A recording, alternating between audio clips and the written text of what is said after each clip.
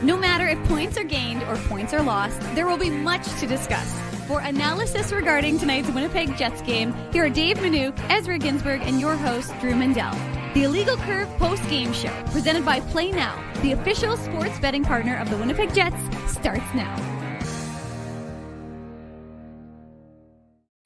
Well, folks, my apologies, but we've waited 40-something years to celebrate the Winnipeg Jets as President's Trophy winners. So I hope an extra 30 minutes is reasonable as well. Again, my apologies for the delay. It is on me. The Passover dinner, it is Passover. It went a little bit long. I didn't quite get home in time. Ezra was responsible and punctual and everything else. You didn't think you'd ever say that, did you, Drew? I honestly, my whole belief system is completely turned upside down.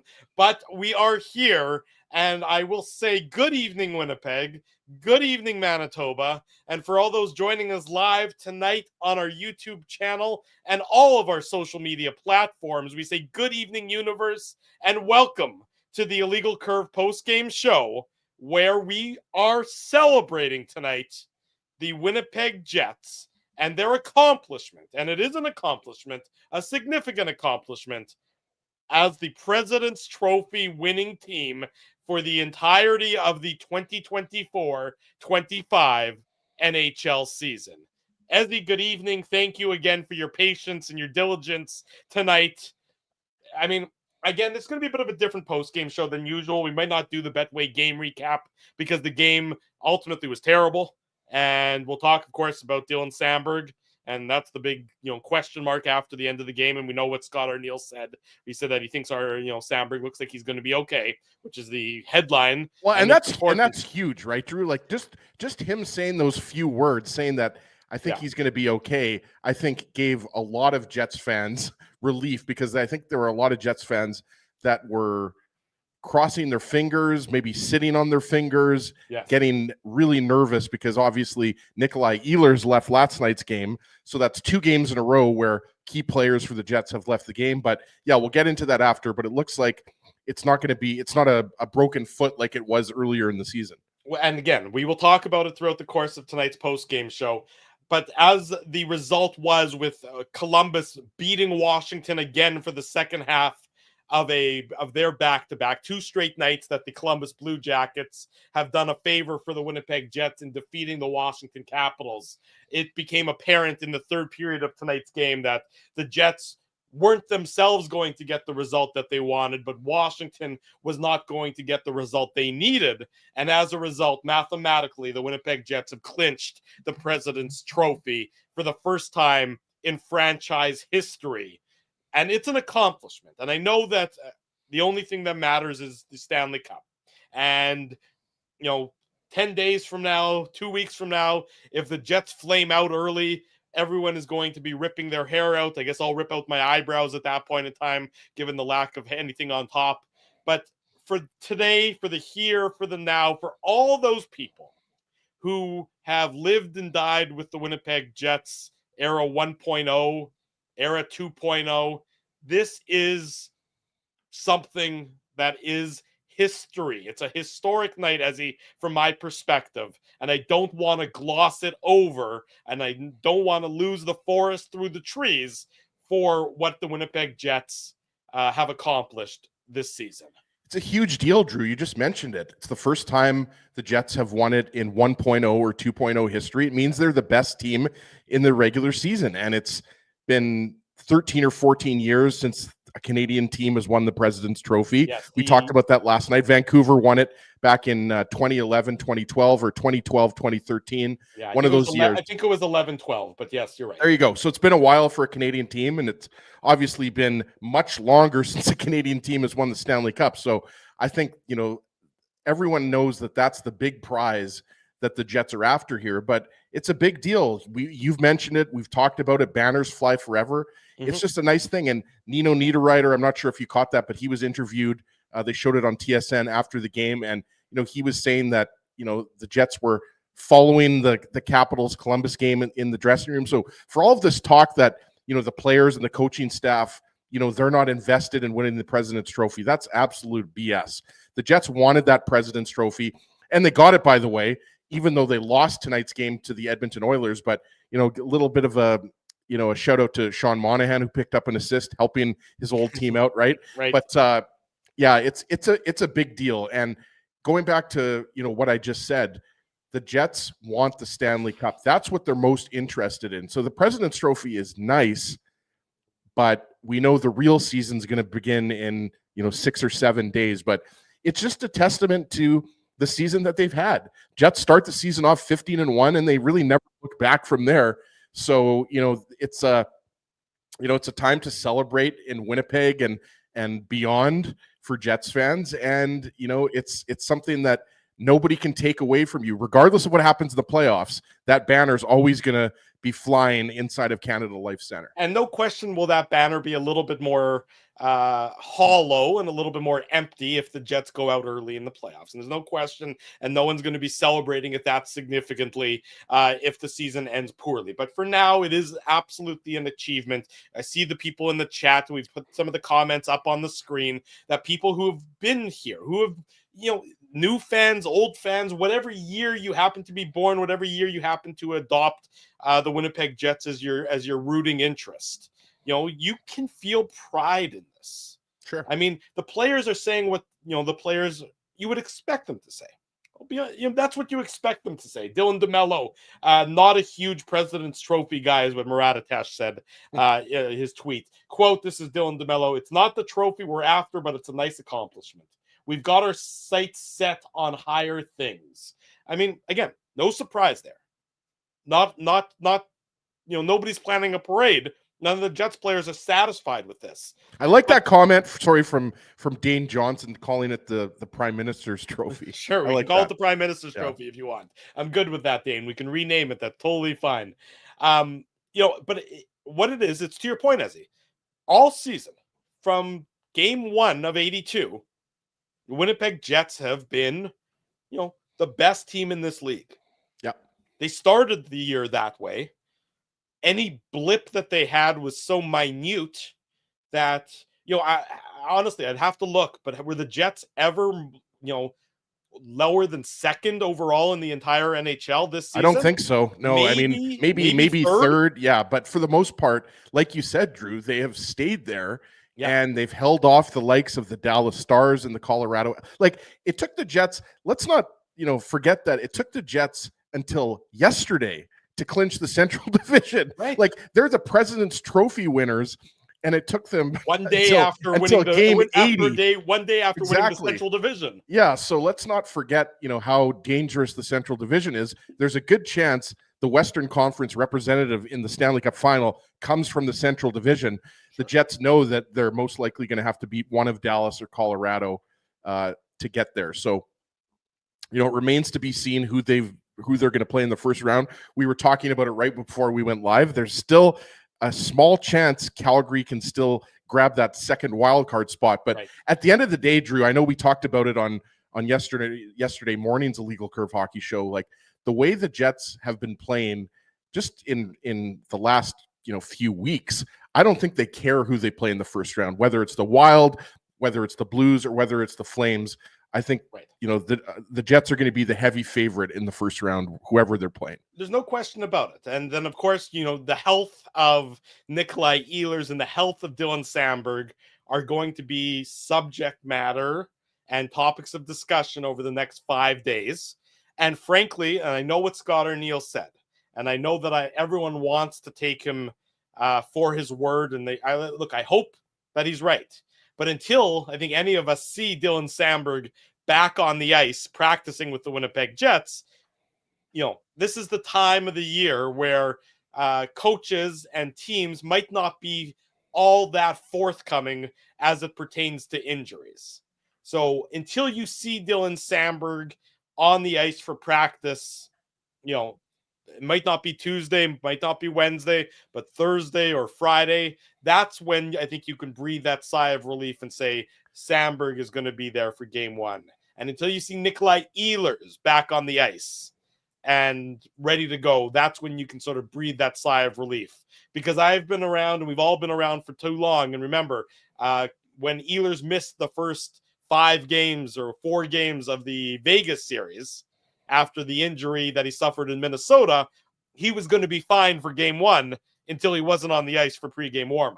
So I'm saying to everybody that yes, just, yes, we know what Scott Arniel said. He said that he thinks that Soundberg is going to be fine, but things can change and situations can change. So let's hope for the best from Dylan Soundberg's perspective, because he deserves to be there for game 1. And it dramatically changes any first-round series the Jets are participating in if they don't have Dylan Soundberg, and of course, if they don't have Nikolai Ehlers as it. Yeah, well, what about Natalie just giving us $10 without a comment? You got to love that, Natalie. Drew. Thank you, Natalie. Very generous of you. We'll put that in the Illegal Curve rainy day fund for maybe a couple of beers on the patio. We appreciate that. My kids found the Afikomen at Passover dinner, so I had to dig deep in my pocket to give them some cash. So Natalie is compensating me in return for that. There's probably very few people in the audience who actually know what that means, but for those of you who do, there you go. Yeah, it's hiding the matzah for the young children. Exactly. For those who don't know about it. Yeah, perfect. But you hide the matzah and you let the kids go find it. Yeah, absolutely. And just getting back to the injuries that you were talking about, Drew, I'm a lot more worried. And I'm not trying to increase the anxiety levels among Jets fans here, but just going back to what happened tonight with Sandberg, I mean, it was eerily similar to him blocking the Steven Stamkos shot in Nashville, right? The one that broke his foot and put him out. Exactly, and it was the same foot. And then there was some speculation because there was some speculation whether it was the foot or whether it was the knee. The reality is he was helped off the ice and he was favoring his left leg. So it's left leg. So again, what Drew is trying to say here to everybody who's watching and listening to the podcast is just be patient, because we don't know. Scott Arniel said we're going to find out more on Tuesday. So let's just wait until Tuesday. And he tried to say, he was saying that he thinks that, Sandberg should be okay. He thinks, there's a lot of room there between he is and he thinks and things of that nature. I mean, that's where I just sort of caution everyone before saying for sure that Sandberg is going to be fine. The Jets just came out with their media schedule for the week. They're off tomorrow, no surprise there. And they're practicing at the Hockey for All Center on Tuesday, at least scheduled to practice on Tuesday at 11 a.m.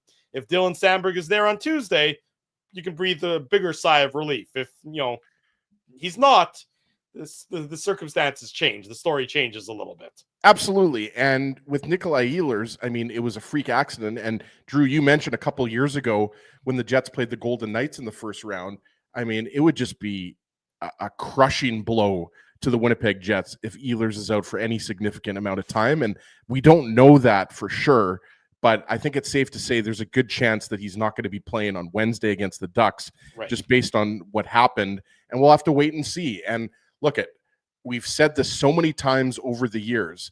Injuries are bound to happen, especially in a long playoff run. It's just unfortunate that these injuries have happened in back-to-back nights.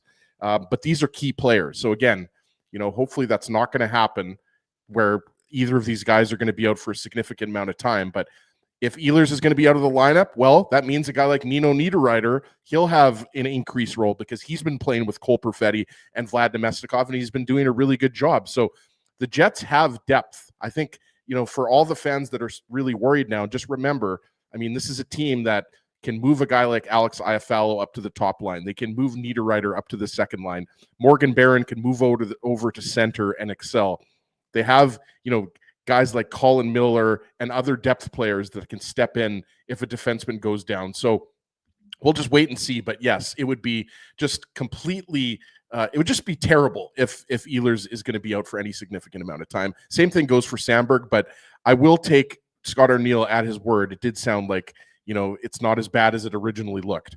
Yeah, Corey also contributing to the super chat, giving us $10, saying what Natalie was going to say, which was that Natalie would have said that she is so happy that the Jets got to the conference and the President's Trophy, and hoping Sandberg is going to be okay too. So thank you, Corey, for that super chat contribution. Very generous of you. Again, we appreciate it from everybody. Not necessary. We do this without needing the super chats, but we don't want to look a gift horse in the mouth, and And we say thank you very much to everybody who college is expensive, Drew. We're going to put that in the kids' college fund, right? There you go. Exactly right. And of course, for those of you who don't super chat contribute, that's fine. But what you need to do is you need to smash the like button. You need to subscribe to the channel, and you need to turn your notifications on, because there is so much Illegal Curve content coming your way after Wednesday. So Wednesday, there's going to be a post-game show like usual. It's a meaningless game against the Anaheim Ducks. We know that, but we'll still be here to talk about it. We can't do 81 regular season games without doing game number 82. So we'll be back on Wednesday for that. And then next weekend, we don't know the schedule yet. Anybody who tells you that they know the schedule, frankly, they're lying. They don't know the schedule. Nobody knows when the Jets are going to start. We don't know if it's going to be Saturday. We don't know if it's going to be Sunday. But what we do know for sure is that the Illegal Curve Hockey Show will be on Saturday morning. And then before Game 1, whenever Game 1 is, the Illegal Curve pregame show live at City Place. And, of course, here on our social media platforms. That'll be happening before Game 1. And then, of course, the post-game show following Game 1, following Game 2, the pre-game show before Game 2 as well. So much Illegal Curve content coming your way over the next week, 2 weeks, 3 weeks, month, 2 months, however long this run ends up going for. I don't know how much you've been following Mike McIntyre's X/Twitter account, but he seems to think there's a good chance it's going to be Saturday. And it's funny, Drew, because there was a lot of discussion in the chat yesterday when Connor and I were doing the post-game show. A lot of chat about people talking about, well, you can't cancel Bachman-Turner Overdrive. You're in the entertainment business, Drew. They can cancel Bachman-Turner Overdrive. If it's for the first round of the Stanley Cup playoffs, they'll make it happen. Selfishly, I was looking at the schedule and I cross-referenced it. I knew that Thursday, there's a concert at the arena. Friday is Nelly and Ja Rule and Chingy. And so I knew that the playoffs were going to start as early. The earliest day the playoffs was going to start was Saturday. So I looked at the calendar. I looked at the, True North, the Canada Life Center calendar, and I said, great. BTO is playing on Saturday. Well, that means the Jets won't play on Saturday. They're going to play on Sunday. So I'm going to schedule my anniversary dinner with Laura for the Saturday night. Thinking ahead, thinking how smart I'd be, get it all, put it in the calendar, knew there wasn't going to be a conflict. So I'm really hoping that it starts on Sunday, because Laura and I are celebrating our wedding anniversary on Saturday night with dinner, and I do not want there to be a conflict on that front. Yeah, well, I don't know, Drew. You might have to be postponing that dinner, because Saturday looks like it could be the day, but we'll wait and see. I think it might have something to do also if it's a Central Division matchup or if it's Calgary versus Winnipeg. I'm not sure, but we'll see. I saw Mike's tweet. Look, television rules all. Right. And so the first round, is going to be in the Eastern Conference. It's going to be Toronto against Ottawa. That's basically locked in there. Hey, Drew, sorry to cut you off. The money is really flowing here. Like Chris Merrills has stepped it up here with $20, trying to maybe get himself an Illegal Curve. Yeah, exactly. Yeah. But we appreciate it. Now that's what is that, $40 or $50 now? So that's pretty good. That's right. And T. Konopoli I don't even know what that is. Some sort of weird emoji is what I can see. But I thank you anyways for the super chat contribution, everybody. Anyways, going back to what I was saying, and as you can tell, folks, this is not going to be your typical Illegal Curve post-game show. It's actually turned into an Illegal Curve telethon. Yeah, we might not even do the game recap. We're just having some fun with everybody on a Sunday night celebrating the President's Trophy Winnipeg Jets. But, TV matters most. And Rogers, which just paid the NHL $88 billion or whatever the number exactly is. It's not a real number. Well, I'm pretty sure they're going to want Toronto and Ottawa on Saturday night. Yep. On Hockey Night in Canada.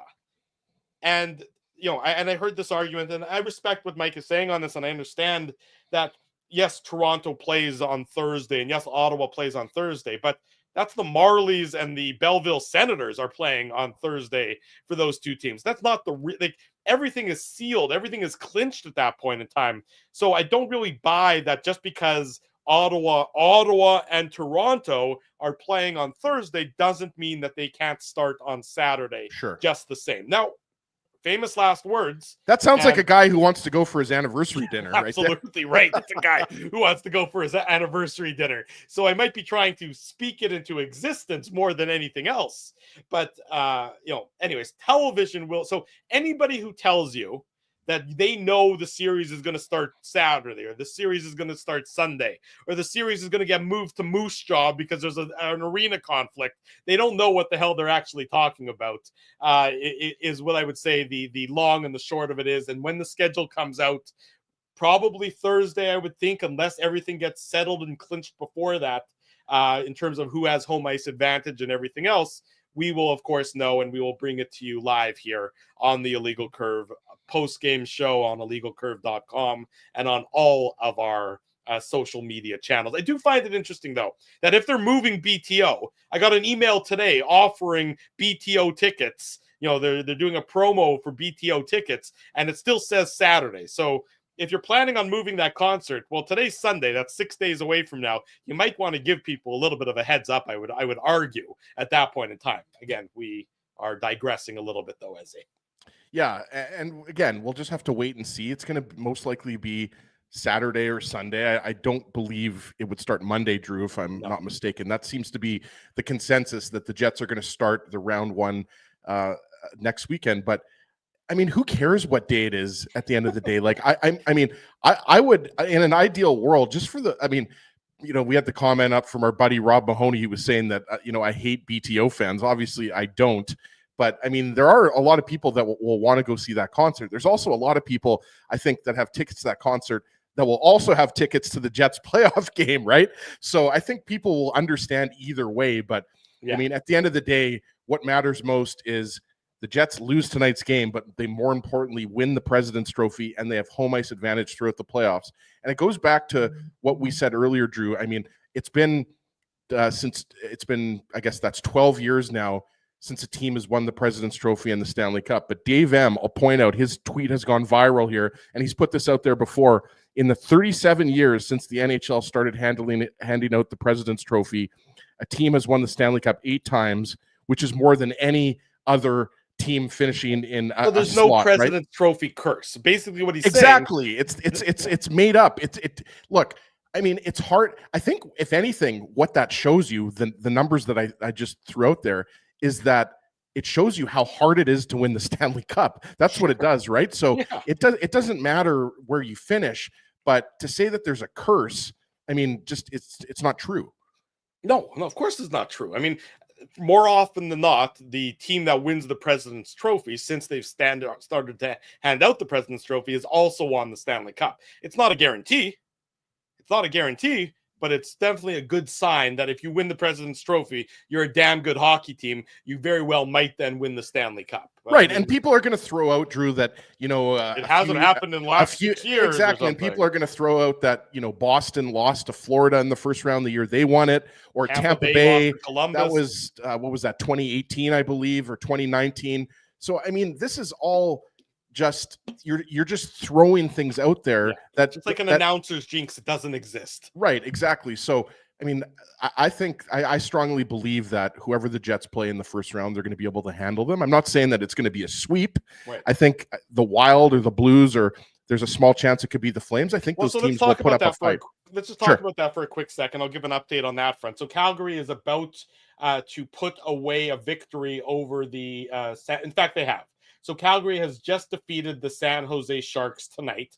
So with that win, Calgary moves within 2 points of the St. Louis Blues and 3 points of the Minnesota Wild. Now, Calgary has a game in hand still on St. Louis and Minnesota. So Calgary has 2 games left to play. St. Louis and Minnesota have 1 game each. Now, Calgary will not have the tiebreaker against St. Louis or against Minnesota. So they will need to outright leap over one of those 2 teams and win to get a wild card spot. The way it boils down to it now is on Tuesday night, Minnesota is in action, and they will be playing against, let me pull it up here, they will be playing against the Anaheim Ducks on Tuesday night. The Utah Hockey Club will be playing against the St. Louis Blues. Simple, If the Blues win, if the Wild win, Calgary's done. Calgary on Tuesday night is playing home to the Vegas Golden Knights. St. Louis and Minnesota both start at 7 o'clock. Calgary will start an hour later. Calgary very well, if Utah does Calgary a favor, if Anaheim does Calgary a favor, if the Flames take care of their own business, Calgary will then have an opportunity on Thursday night. They will next play on Thursday night, and they are going to play against the Los Angeles Kings. If Calgary were to win out Tuesday and Thursday and have St. Louis and Minnesota crap the bed on Tuesday, Calgary would have an opportunity to leapfrog and make it into a playoff spot, thus changing who the Winnipeg Jets may play. It's so much so, in fact, by the way, that Calgary can move all the way up to the first wild card spot. So if they win out and Minnesota and St. Louis lose on Tuesday night, Calgary will finish at 96 points, Minnesota at 95, and St. Louis at 94. So Calgary's victory tonight over San Jose is huge. It puts them in a position where they still have life, and it's really incumbent. It's all about if St. Louis and Minnesota take care of their own business on Tuesday night, and then Calgary may or may not have an opportunity with their with a win on Tuesday and a win on Thursday. So that's where it stands in the wild card race in the Western Conference.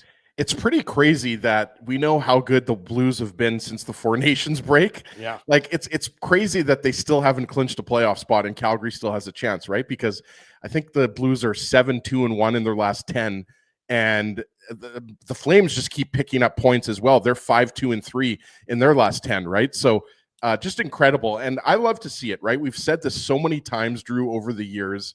Like games 81 and 82 of the season for most teams are pretty meaningless. Mm-hmm. But in the Western Conference, you've still got playoff implications. So you love to see it. Obviously, the game on Wednesday night between the Jets and the Ducks for the Jets doesn't matter. And we're going to see more AHL guys.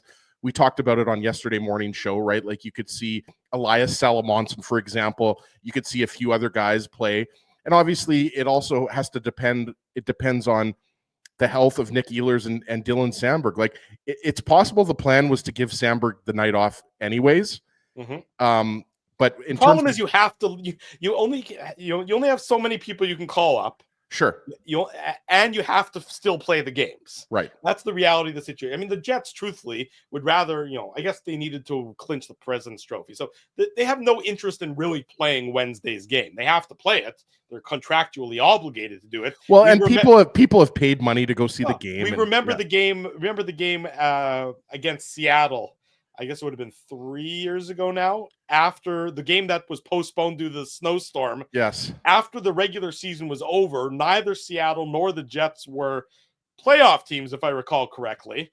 And they made Seattle fly to Winnipeg to play that game after the regular season ended because people had already paid money for it. I don't even remember. Did we even do a post-game show after that game? Sure, because it was Dennis's last game. Oh, right.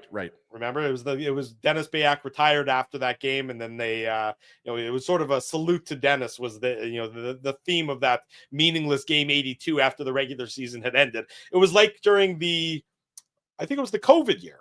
Remember when they were playing games, regular season games, when the playoffs had already begun? Yes. Just because they had television obligations and things of that nature. It was such a bizarre year. It was absurd. It was absolutely absurd that was going on. Drew, I just wanted to bring one thing up here because I know we have other stuff to talk about here. Yeah. But, our buddy Running Man is saying give Comrie Wednesday. It's an interesting idea, right? Because if Hellebuck doesn't play that game, he obviously didn't play tonight, but he played yesterday, then he won't have played a week from now. And I just think it's an interesting thing, to discuss because it's a meaningless game. But do you want Hellebuck to get one last game before Saturday, Sunday when the playoffs get going? It's just interesting. I don't know the answer. I mean, I could see Comrie getting that start. I could see Hellebuck getting that start, but I'm kind of leaning towards Hellebuck. So it's interesting. I think I saw, I think it was either Mike or it was Ken, either Mike McIntyre or Ken Weave of the Winnipeg Free Press. I don't know if it was a tweet or if it was in their game day newsletter that they publish, the day of every Winnipeg Jets game, that they said that their expectation was that Wednesday's game would actually see a mostly regular Winnipeg Jets lineup because of the sort of rust versus rest debate. Like Morrissey will be back in, Pionk will be back in, Lowry will be back in. Yeah. How many days off from game action is too many days off? Right. And that's always a very difficult equation for a head coach to balance. I mean, you remember, it's not hockey related, but you remember the Bombers number of years ago clinched the West Division with like something like 5 or 6 regular season games left. Just a really silly number. And it was, Mike O'Shea, maybe it wasn't 5 or 6. It might have been 3 or 4. I don't remember exactly. And Mike O'Shea really had a very difficult balancing act about, you want your guys to still sort of have a sharpness to their game, but at the same time, you obviously don't want somebody injured during a meaningless game. So Connor Hellebuyck wasn't even the backup goalie tonight. He, it was Chris Dreger and Eric Comrie. I don't even know if Hellebuyck was in the building tonight, to be perfectly honest. They may have just said to him, stay home, kick your feet up, relax, spend some time with the family. And maybe they told him, we had the comment up there from, who was it that we had the comment up there? In Ehlers We Trust. Like maybe, here, I'll put it up here now. Maybe they just said, go to Thermea today and have a night off. Maybe very well is the case. It wouldn't surprise me if, you see a timeshare on Wednesday, sort of a very preseason style vibe. Sure. Where, Hellebuyck, maybe he comes in and he plays a period or a period and a half. And then Comrie comes in, he plays a period or period and a half. And maybe Chris Dreger comes in and he plays the shootout if it goes that far, whatever it is. It wouldn't surprise me. It wouldn't surprise me if they have some sort of balance to that effect. It is it's a hard situation to navigate because it's relatively unusual, although this year might be the exception given the 4 nations break, but it's unusual that you get 8 days off between games. I mean, so, the Jets obviously want to be at their best for game 1 of the playoffs. I don't know what that means. I don't know how if I was asked, and I can assure you nobody's asking me that actually, has a real opinion on this matter. To me, I would err on the side of caution because we saw what happened to Dylan Samberg tonight. And the word from Scott Arniel is that they think that Samberg's going to be all right. For anybody just joining us tonight on the post-game show, that's the word that they expect that Dylan Samberg it is not going to be something that impacts his availability for the playoffs. That's what they say now. Whether or not that's 100% truth or circumstances change or things, bruises end up being worse than they initially thought, time will tell on that front.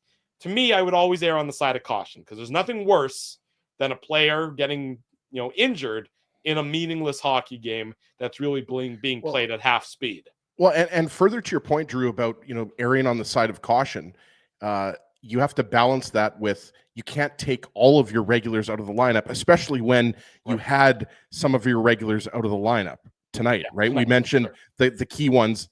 Ehlers was injured, but the ones that were healthy scratches were Adam Lowry, Neil Pionk, and Josh Morrissey. And then I guess you'd throw in Connor Hellebuyck there as well, but we know he wasn't going to start, but he didn't dress. As you mentioned, Chris Dreger got the start, so as backup. So most likely all of those guys. Luke Shen also didn't play. Yeah, you're right. Sorry, I missed Luke Shen as well. Mm-hmm. Not to be missed. So I think there's a good chance that all of the players that were out tonight will be back, or at least some of the players will be back on Wednesday. And so your point is, then other guys will be out of the lineup. Exactly, and I think that has a lot to do with which guys are and by the way, on the topic of Luke Shen, hopefully he went back to Nashville and saw his family because he's really had a crazy time. We talked to Frank Saravalli, just over a week ago about how Luke Shen hasn't seen his family a lot. So maybe he got to go back to Nashville for another, couple days or whatever. But just wanted to get that in there. But yeah, I mean, it's guaranteed that there's going to be a few regulars sitting out. But again, for everybody watching and listening on the podcast, don't expect 10 Moose players to be called up for that Wednesday game. Expect 2, 3, maybe 4 guys that get rewarded. Elias Salamonson is a guy that I know a lot of people want to see in a Jets jersey for that last game. Sure. We'll have to wait and see. Look, Dominic Toninato got into the game tonight. Yeah. I don't think a lot of people expected that necessarily in the second last game of the season. But when you have guys that are resting and Ehlers who's injured, that's what happens. So maybe Toninato gets another game, which would be obviously nice to see for the Moose captain. Yeah. And obviously we'll know more on Wednesday, and it's all things, again, everything. Tomorrow it's an off day for the Jets. They're on the ice on Tuesday at the Hockey for All Center. Coverage on illegalcurve.com. So we'll know more. We'll get more of a glimpse into the status of everybody and the state and the health of, particularly Samberg and of course Nikolai Ehlers. And it's worth noting that, Scott Arniel was asked today about Gabe Vilardi, and Gabe Vilardi, according to Scott Arniel, is still not on the ice. He's not been on the ice. The quote is, "No, not yet. Close, but not yet." So if he still hasn't been on the ice and you're a week away from the playoffs, it's not looking good like he's going to be playing game one, Drew. It does not look like good about that. In fact, let's maybe play this bumper, and then we'll come back and we'll talk more about that here on the post-game show. The Play Now game recap.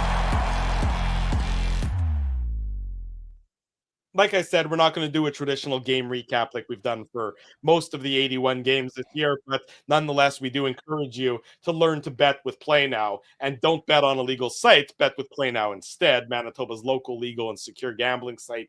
18 plus, enjoy responsibly.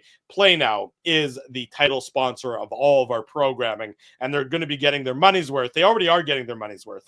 Really going to be getting our money's worth when they get the post-game show, when they get the pre-game show, when they get the Saturday show, and whatever other shows we invent over the course of the next couple days. Drew, I'll give you a game recap right now. Alex Iafallo scored a power play goal, and aside from that, it was a pretty terrible game. There you go. That is the Play Now game. Hang on. Does Alex Iafallo, he scored a power play goal. Does that mean it's also this? The Seagram shot of the game. More like Seagram's rebound of the game, but yes, we only had one Jets goal, so we'll give him the Seagram's shot of the game tonight. Yeah. But look, I mean, there was a lot of regulars out of the lineup. Edmonton still can finish second in the Pacific. It's not looking like there's a good chance. So they had somebody to play for. Stuart Skinner, it was his first game in almost a month. Yeah. So he obviously has a big night. He didn't face a lot of rubber. I think there were only 17 or 18 shots. But honestly, Drew, I would just kind of sum up this game as there wasn't a lot of offense going on for the Jets. There was an egregious turnover. Iafallo turned over the puck to Connor McDavid on the first goal, the Connor Brown goal, but then he obviously made up for it by scoring on the power play. But then the third goal that was scored by Corey Perry, it was a bad giveaway by Mark Scheifele to Derek Ryan in the neutral zone. So just Scott Arniel, I'm not sure if we're going to play Scott Arniel's presser or not, Drew. You can, if we don't, you can view it on our YouTube channel. I have it queued up. If you want to play it, I'm happy to play it. Let's play it. Okay, that's fine. I almost have it queued up and ready to go, but let me do it right now. Hang on. Now it's, of course, freezing on me. That's typical. Well, and the point I was just trying to make about the post-game presser is that he talked about, obviously, we're going to hear about Dylan Samberg, which a lot of fans are going to want to hear about. But Scott Arniel called the game sloppy, and it really was. There were just passes that weren't hitting the mark. The Jets were just one step behind. I really liked the Perfetti, Nemesnikov, Niederreiter line tonight. I thought Kyle Connor was galloping and dancing and prancing and doing his thing, but it was just honestly to be expected in the second game of a back-to-back against after coming back with a couple of big wins in a row. But at the end of the day, this game's meaningless. They've already clinched the President's Trophy, so I don't think anybody's really ever going to look back on this game and really care. Here's Scott Arniel. Let's hope this works. Scott, you talked about how you had a list of boxes to check off. Was winning the President's Trophy, was that ever on that list? No, never. Certainly, it kind of jumped on there the last month or so, but at the end of the day, it's a heck of an accomplishment. Guys should be real proud of it. Seeing how we just what we've gone through this year, and to be right in the thick of things all year long as one of the best in the league, it's a heck of an accomplishment. But at the end of the day, it's not really the trophy we're after. We're proud of it, if and when we get to the Stanley Cup Finals, we have home ice advantage as well. So there is something to it. Obviously, takeaway from tonight's game is seeing Dylan Sandberg go down. I know you said this morning everyone's going to be day to day, so I don't imagine you can get into too much detail. He's okay. We'll see. We'll see. Be checking on him again tomorrow, but I think we'll be okay. That's a big relief. Yeah. Oh yeah. Big time. Yeah. Just on that play, I know there's been some debate. Fans maybe see that and it looks bad and they think the play should be blown dead. I know there is a rule, and you guys would have had possession, which they obviously didn't feel you did. And if they don't feel there's imminent danger, if it's not to the face or the head or blood, I mean, do you have any issue with kind of how that rule is?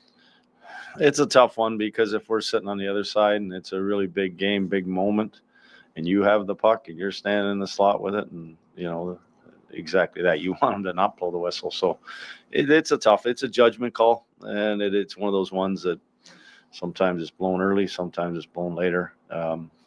He was down for a long time. It'd have been nice to see it get called. Just in terms of Nikolai Ehlers' status, is he just amazing? Everybody's day to day. Like we're just gonna kind of figure everybody out here. We kind of just came off this 3-game road trip here. Got in late last night. Guys got in today. I haven't got it all. I haven't got all the results on everybody yet. We'll have some more information probably on Tuesday. Obviously, the President's Trophy isn't what you guys are gunning for by any means, but that moment, that standing ovation from the fans, were you able to kind of take that in and appreciate the support you were getting, or? Yeah, I know. Obviously, it's really appreciated, and you know what? They've been great fans. And they've been real loud, and they've been supporting us all the way. And believe me, it's felt. We knew what happened at the end of the second period, what the score was in Washington, and but I don't think the players did. I'm not sure if they did or not, but at the end of the day, it's a heck of a recognition. I mean, it's something that it's a great accomplishment, and for the fans to show their support or their appreciation is special. And the Tanev, Bear and Appleton line was thrown together tonight. What do you think of their play? There was some good shifts. The game itself we were good in the first, and then it got really sloppy after that. It was tough to evaluate everybody. And then certainly with the defense having to go to 5D, it kind of made it tough on those guys. It just was a sloppy game. We'll just write this one off. I don't think I'll look at it again. So. As the stretch's gone on heading to the President's Trophy, have you gotten any texts or phone calls from Washington, your old buddies from those times about it all? There might have been a couple, yeah, but there was a little bit more. There was a lot more that had to do with some guy number 8 down there. So, but yeah, no, there was a couple things flying back and forth, but they were in the same boat. They've won, I think they won 2, maybe 3 already. So they've been down that road. It wasn't something that that was number 1 in their mind either. Have you had a chance to zoom out? Like, this is tough to ask. It's 3 and 4 that you just played travel, like you said, but this is your first year as head coach of the Winnipeg Jets, and you just won the President's Trophy. Is there any amount of that blows your mind a little bit? I'm happy for the group. I'm happy that a lot of the things that we talked about in training camp, we accomplished. Obviously the President's Trophy wasn't one of them we talked about, but I'm real proud to be a part of this team. And but I still, like I said this morning, we're still going to be judged on what happens from game 83 on. So there's still lots to happen, and hopefully there's a long story to go with that, and it gets to be a 2.5 month long stories. But for me, I've been in the game a long time and know that you'd be proud of the accomplishments that you have, but move on to the next challenges, and that's what we're hoping to do. I know you guys are focused in on the Stanley Cup. For you specifically, you've spent a lot of your life fueling, the hockey fans in the city of Winnipeg, and so to be part of something that delivers something that's going to live forever. What does it feel like for you to connect with fans and deliver that moment to them? I'm real happy that I could be a part of it. Real proud to be a part of this team. I don't go on the ice. I open the door. I kind of put people together and put them out on the ice. the players are the ones that are doing most of that. Obviously, almost all the heavy lifting, and it's just it's fun to be a part of. This is a great group. But it almost sounds like I'm having a speech at the end of the year. I'm not done yet, so we need to talk a lot more. Hopefully this will, like I said, last a lot longer. We've done some great things, and I still think we can do a lot more. Can I just have one clarifying on Rasmus? He never came out. He's not set to go yet. So thank you. Yep, thanks. There he goes, Scott Arniel tonight. That's his post-game media availability. Big thanks to Colby Spence. He usually brings that to us live, but tonight with my tardiness, he was able to record it and throw it up on the YouTube channel. And so you can find that on our Illegal Curve YouTube channel if you want to watch it again. Jets head coach Scott Arniel, acknowledging the accomplishment, not satisfied that this is the end of the story for the Winnipeg Jets this year, which I'm sure everybody appreciates hearing. As it's sort of funny, as I was listening to Scott Arniel there and talk about the accomplishment and talk about what the Jets have done this year. We've talked a lot about Connor Hellebuyck, surefire, should be unanimous Vezina Trophy winner. We talked a lot about Connor Hellebuyck, Hart Trophy, should be nominee, should be winner. Yep. Let's talk about Jack Adams and Scott Arniel. Do you think that changes now that the Jets have clinched the President's Trophy? Possibly, yeah. I think, Drew, you would agree that at the very least, he's in the conversation, right? Or should be one of the finalists. Right? Yeah, I think so. I think when you look, it's his first year as head coach of the Jets, and he wins the President's Trophy. That's insane. Yeah. And, he's a guy that's been around the league a lot, mainly as an assistant or associate coach. But I think the fact that the Jets got off to the 15-1 start, had some very minor blips, a few losing streaks here and there, but they were not long losing streaks. The fact that he kept this team in first place in the Central, first place in the West, and first place in the league for the majority of the season, I think is very impressive. I mean, Jim Montgomery obviously is a guy, Drew, that you have to look at as if the St. Louis Blues make the playoffs, Jim Montgomery at the very least should be a Jack Adams finalist. Just what he did with that team, turning the team around after he took it over, right? So I think Jim Montgomery's a guy. And what about Marty St. Louis? I mean, I don't think a lot of people. I'm not saying. Look, if you're asking me, I think Scott Arniel. I don't have a say in this, but I'm biased. So yes, I do think Scott Arniel deserves the Jack Adams Trophy. I'm just saying Jim Montgomery, Marty St. Louis. There's other guys. Spencer Carberry in Washington. Right? So it's not. It's put it this way. I don't think Scott Arniel is the runaway favorite, but I think you could make the argument that he is the favorite.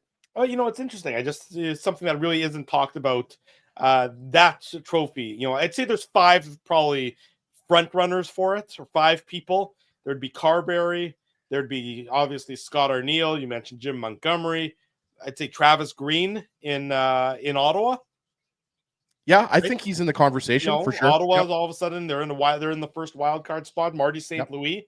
I would think it would be of those 5 players. I mean, nobody else in the West would really be what I don't think anybody else in the West is coming to the forefront there. No, in terms of the winner. Anyways, it's just sort of interesting. I mean, Jared Bednar's done a great job in Colorado, but I don't where you expected Colorado to be. Exactly. I don't think Jared Bednar is going to be a Jack Adams finalist. I think maybe Dean Evison if Columbus sneaks in, but I think whoever gets the final, if it's Marty, if Montreal is Columbus not eliminated? I thought Columbus was eliminated. No.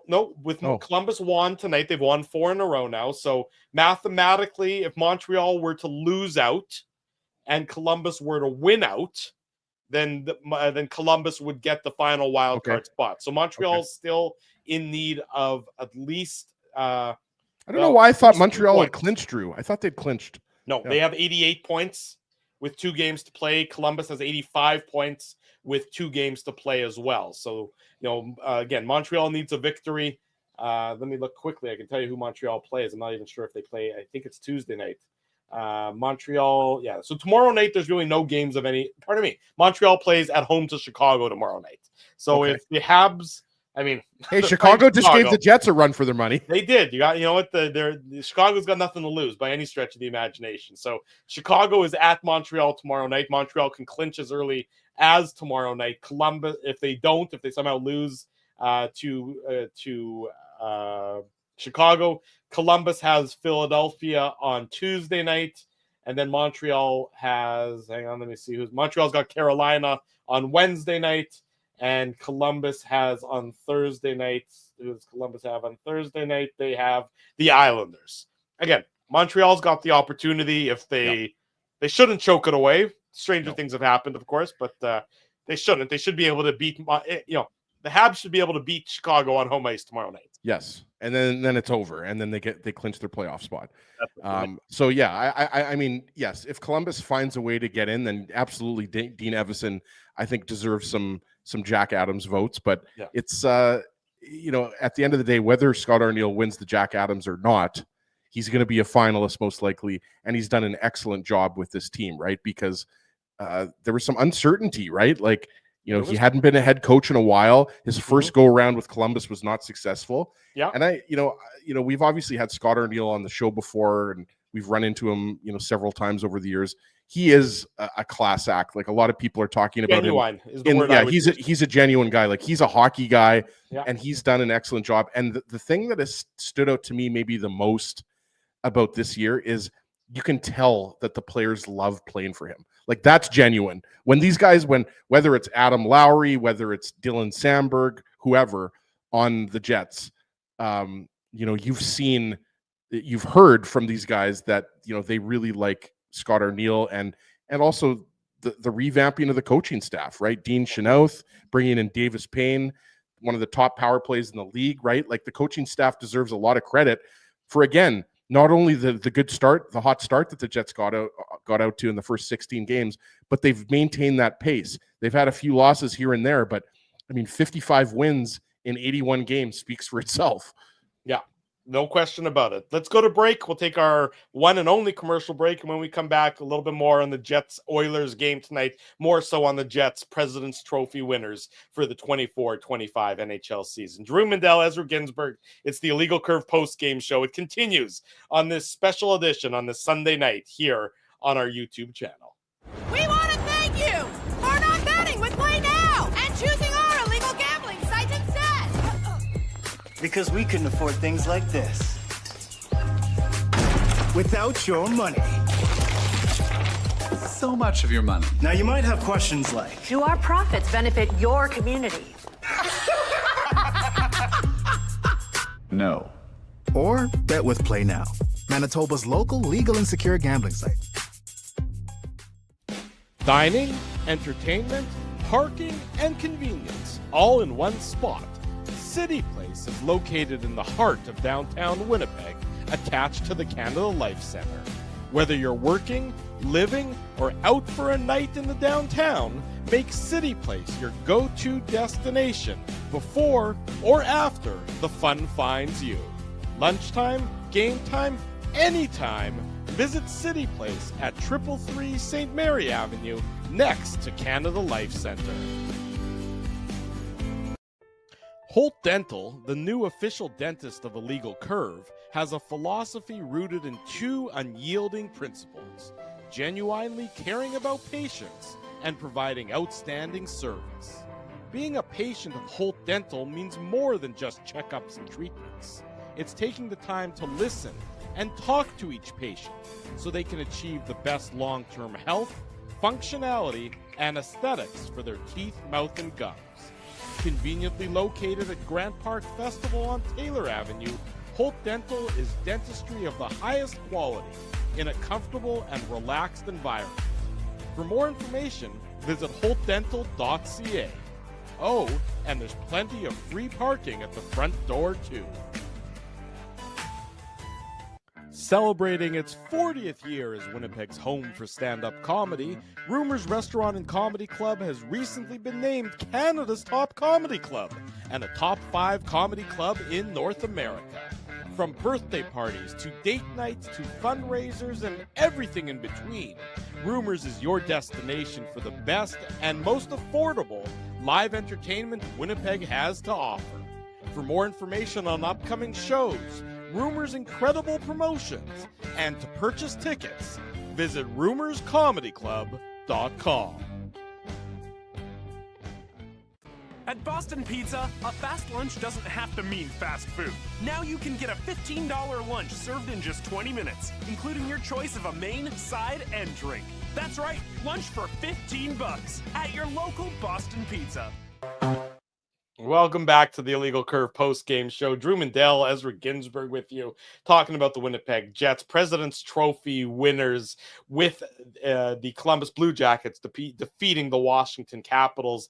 That made the result of the Jets-Oilers game irrelevant, and the Jets, of course, ended up losing that contest, but winning the President's Trophy for the top team, or as the top team in the NHL this season. A great accomplishment. It was. I know you're sort of a golf guy, Ezzy. Did you watch any of the Masters? I did.